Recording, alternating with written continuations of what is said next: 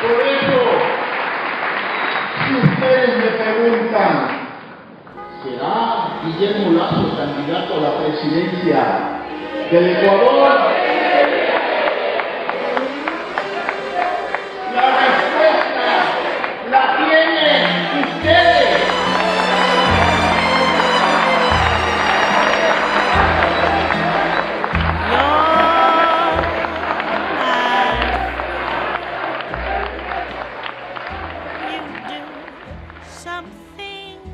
Ese era mi primer emprendimiento, una caridad para el Año Viejo. Me he tomado el tiempo que requiere y es necesario para poder conocer la realidad del Ecuador, pasarme un día completo en la casa de una persona pobre del país. Y le agradezco el título de economista que no lo he obtenido todavía. Está usted oleado y sacramentado por Febres Cordero.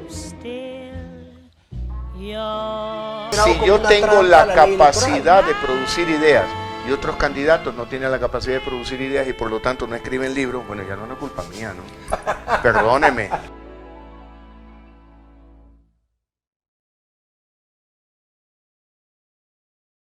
Guillermo Lasso Mendoza es un guayaquileño de 42 años de edad. Desde 1900... Guillermo Alberto Santiago Lasso Mendoza nació en Guayaquil en 1955.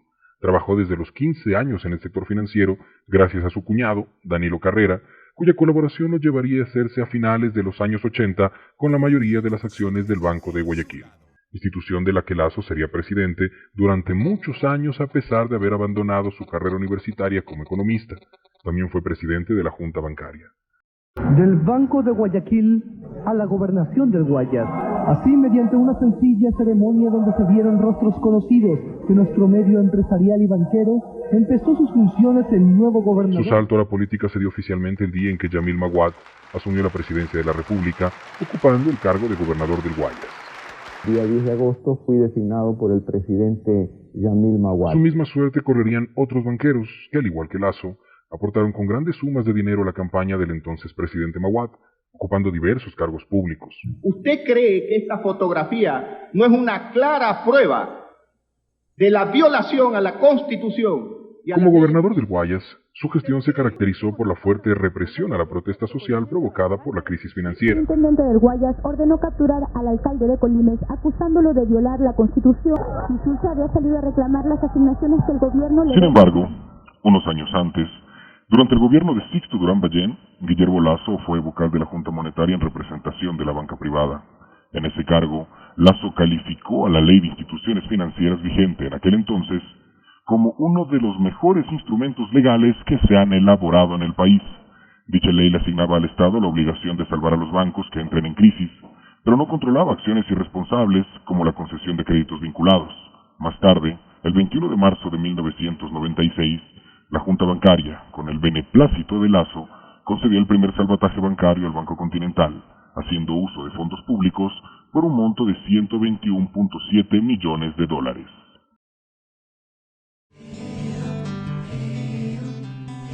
La gasolina subió el 71%, la canasta básica el 50%, la inflación era del 54%, el paro de maestros duró 52 días. Maguad sonreía y el país se caía a pedazos.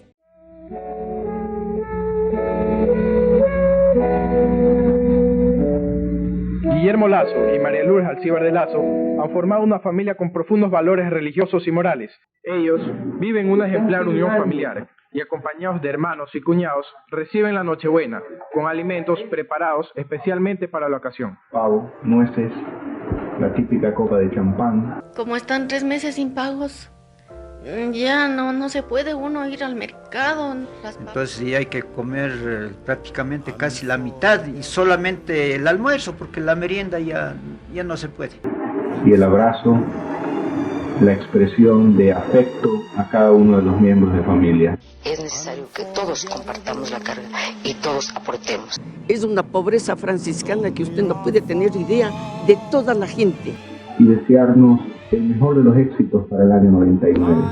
Nunca en mi vida, en los años que tengo, hemos estado en esta crisis como estamos ahora. con estos banqueros. El mejor de los éxitos para el año 99. El gobierno jamás va a incautar, jamás va a confiscar las cuentas de nadie.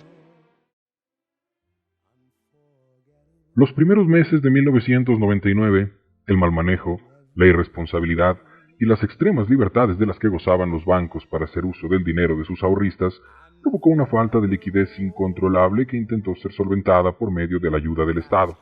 Finalmente, el 11 de marzo de ese año, se decretó un feriado bancario.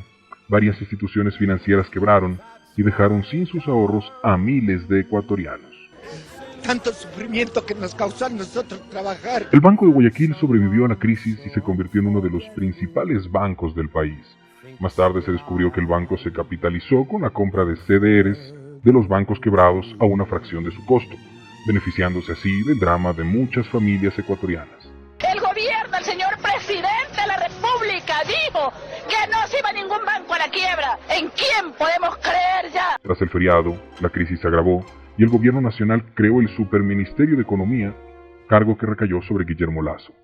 En su breve paso por dicha cartera, Lasso intentó aumentar el IVA y evitar el no pago de la deuda de bonos Brady. El Banco de Guayaquil poseía un monto de dichos bonos, por lo que el no pago lo perjudicaba. Lasso renunció a los 37 días de haber asumido. Meses después se decretó la dolarización y el gobierno de Maguad fue derrocado y con él, Guillermo Lasso desapareció del panorama político, al menos en apariencia.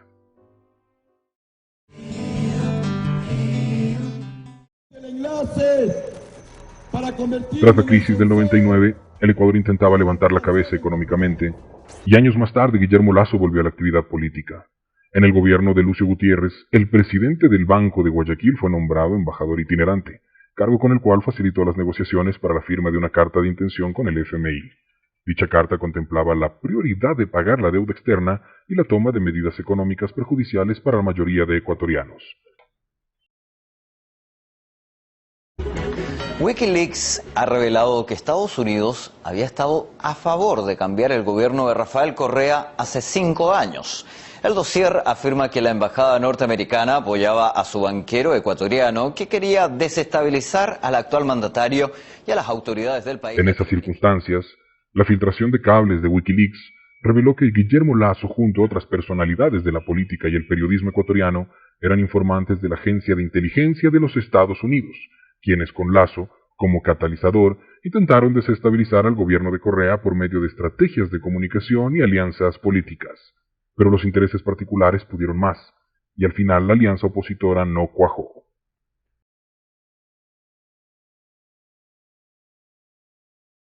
¿Sabes lo que significó el Banco del Barrio para mí? Lasso guardó silencio nuevamente, y tras varios años de intermitente intervención política, reapareció meses antes de un nuevo proceso electoral. La imagen de Guillermo Lasso se hizo notoria de a poco gracias a una millonaria y larga campaña de posicionamiento de imagen, Banco del Barrio, 2 libros agresivamente pautados en horas de prime time, recorridos por todo el país y frecuentes entrevistas en medios de comunicación auguraban lo que a pesar de las evasivas de Lasso terminaría por ocurrir, su proclamación como presidenciable por el movimiento Creo. Lasso se autocalifica como contrapeso político del rival a derrotar, el actual presidente Rafael Correa, y lo es al menos en teoría. Ha declarado abiertamente su contrariedad ante el cierre de la base de Manta y su intención de quitar impuestos, realizar acuerdos de libre comercio con los Estados Unidos y otras acciones relacionadas a su corriente conservadora, heredada de una estrecha relación con el Opus Dei y el movimiento social cristiano. Guillermo, como presidente uno se ve obligado al reconocimiento de derechos que a lo mejor no parten de su convicción personal. Oiga, Fernando, ¿le puedo hacer una pregunta tan dura como la indirecta como la que usted hace? Claro, por supuesto. ¿Usted ha probado marihuana? Yo creo que eso es algo individual. ¿Sí? Bueno, o sea, respeto su intimidad. Sí.